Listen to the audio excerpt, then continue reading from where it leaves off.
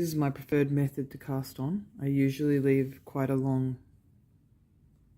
bit here, and having the ball on your right side, then I just use one needle, and all I do is twist my finger like that, take that in with your needle, and then with this one you go like that, and then you go over. So then you repeat that. So it's like this, twist,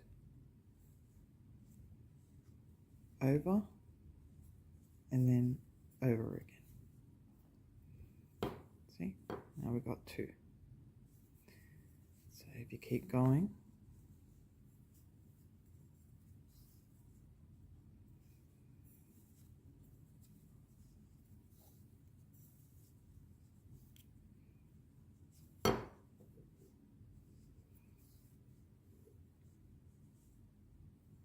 you can see how you just continue like that.